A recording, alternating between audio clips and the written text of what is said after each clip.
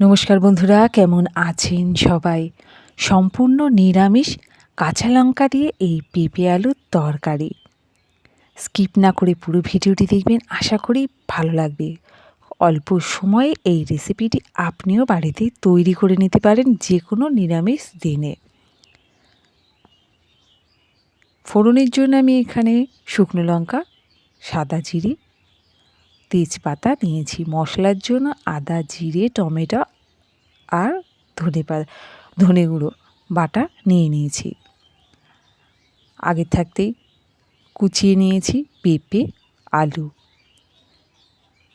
গ্যাসে কড়াইটি আগে থাকতেই বসিয়ে দিয়েছিলাম। তেলটি গরম হয়ে যাওয়ার পর আমি এখানে দিয়ে দিয়েছি ফোড়নে সাদা জিরে, শুকনো লঙ্কা আর তেজপাতা। তারপরে দিয়ে দিচ্ছি কেটে রাখা পেঁপে আর আলু। অসাধারণ লাগে খেতে। নিরামিষ দিন এভাবে বানিয়ে দেখবেন এই পেঁপে আলুর তরকারি। দিয়ে দিলাম প্রয়োজন মতো হলুদ আর স্বাদ মতো লবণ। হলুদ ও লবণ দেওয়ার পর ভালো করে পেঁপে আলুটিকে নাড়িয়ে নেব।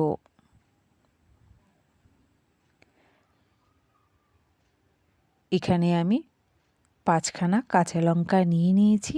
কাঁচা লঙ্কাগুলো চিড়ে দিয়েছি। পেঁপে আলুর মধ্যে এবার দিয়ে আরও কিছুক্ষণ এইভাবে নাড়িয়ে নেব। যে যেখান থেকে ভিডিওটি দেখবেন, যদি ভালো লেগে থাকে কমেন্ট করে জানাবেন, লাইক দিয়ে ভিডিওটি দেখা শুরু করবেন। নতুন বন্ধু হলে সাবস্ক্রাইব করতে ভুলবেন না। আর ভালো লাগলে অন্যকেও শেয়ার করে দেখার সুযোগ করে দেবেন।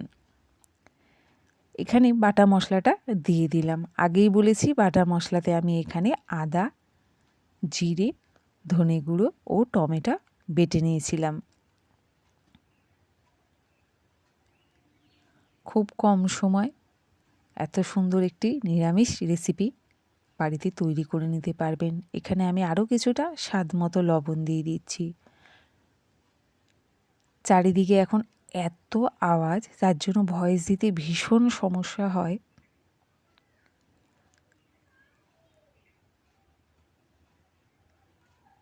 দেখুন কত সুন্দর হয়েছে।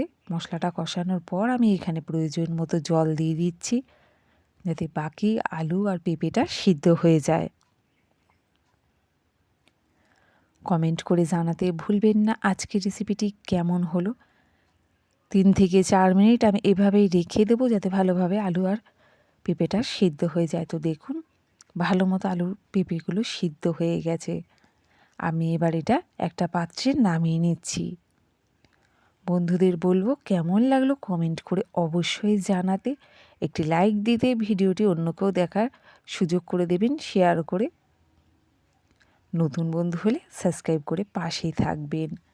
আর এই নিরামিষ পেঁপের আলুটি অবশ্যই একবার বাড়িতে বানিয়ে দেখবেন। ফিরে আসছি পরের ভিডিওতে।